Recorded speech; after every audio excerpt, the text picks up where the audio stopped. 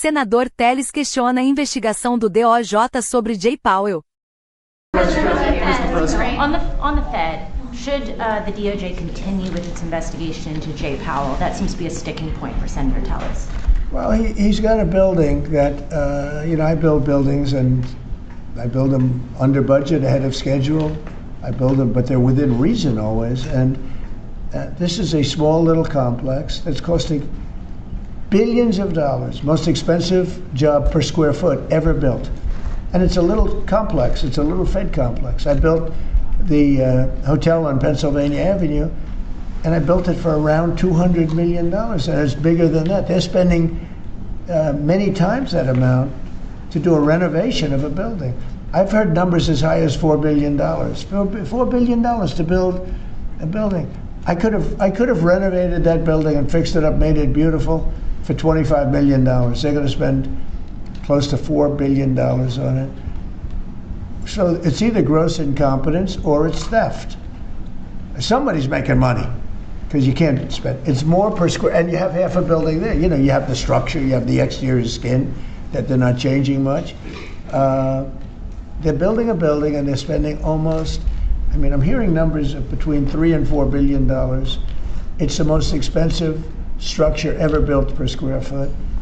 So he's either incompetent or he or somebody is a crook. And we'll find out. Mr. President. Thank you, Mr. President.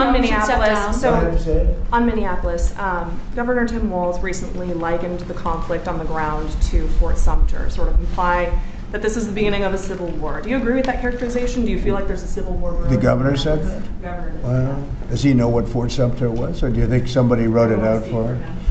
No, this is, I was elected on law and order. I was elected on a strong border. We had a border that allowed 25 million people to come in. Many were murderers. They murdered people. We had 11,888 murderers. We had prisons, including Venezuela, but Venezuela opened its prisons. So did the Congo. The Congo in Africa opened its prisons. They dumped people into our country. Many countries did that. I would have done that if I were leading a country. I would have dumped the prisoners into our country. We had open borders. We had all these things. I was elected on law and order. I was elected on the economy. I was elected on a lot of reasons. Because when I took over, we inherited a mess. Prices were too high. Inflation was the highest it was in 48 years. I say ever, but the media always corrects me by saying it's only 48 years. I think 48 years almost sounds worse. But when I was elected to do a job. And one of the big things I was elected to do is law and order.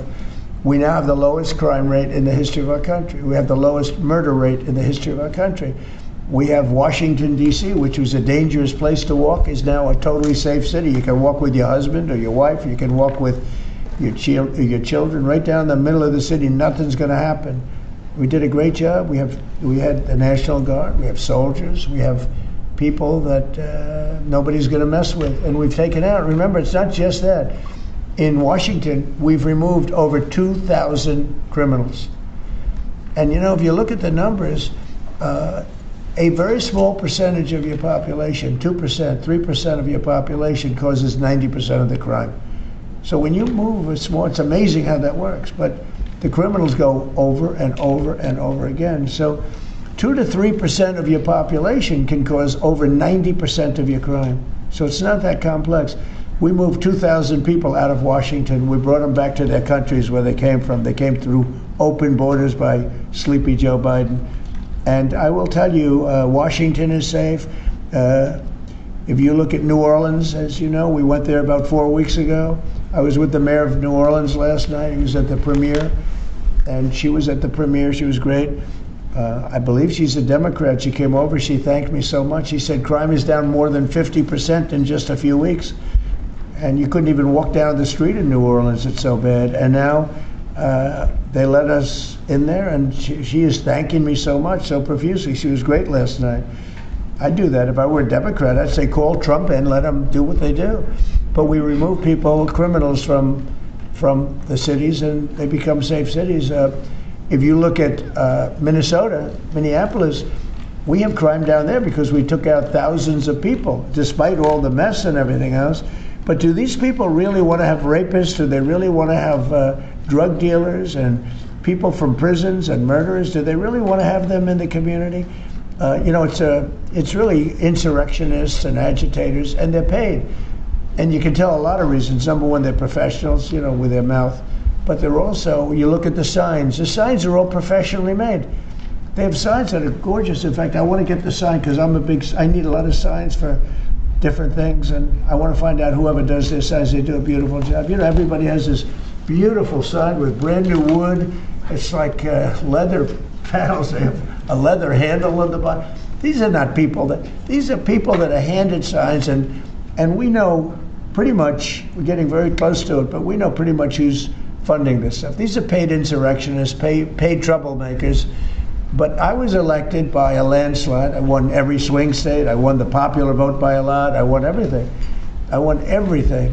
And I was elected by a landslide on law and order and on strong borders. We had a border that was so bad, so open, where 25 million people came in over a period of 4 years, and now nobody comes in. Nobody even tries to come in. And I can only say, I think, we'll say it very plainly, elections have consequences. The people want law and order. And we have a silent majority. We have a silent majority of people. They don't go and riot and everything else, but they like what we're doing. They like having a safe city. I get calls every single day. Every person I see working in the White House, people I don't know, many people work here, and they say, I'd like to thank you, sir. Why? You've made Washington so great. We walk to work. They walk to work. You people know it very well. You walk to work now. You used to take an Uber or a taxi or something, and you even felt like in danger there. Every person in this building, virtually every time I see somebody, they thank me. Because a year and a half ago, they lived in hell, and now they can walk to work, and they're totally safe. Nothing's going to happen. And if anything did happen, the person that did it would be living in hell for a long period of time. Thank you very much, everybody. Este site pode ajudar você a melhorar sua leitura e compreensão auditiva em inglês. Com inteligência artificial, ele divide as frases em partes menores e fáceis de entender. Na ferramenta de reprodução, você pode ajustar a velocidade, pausar ou voltar para entender cada frase. O site oferece tradução para 20 idiomas, facilitando o aprendizado. É só digitar inglês.com no navegador e experimentar.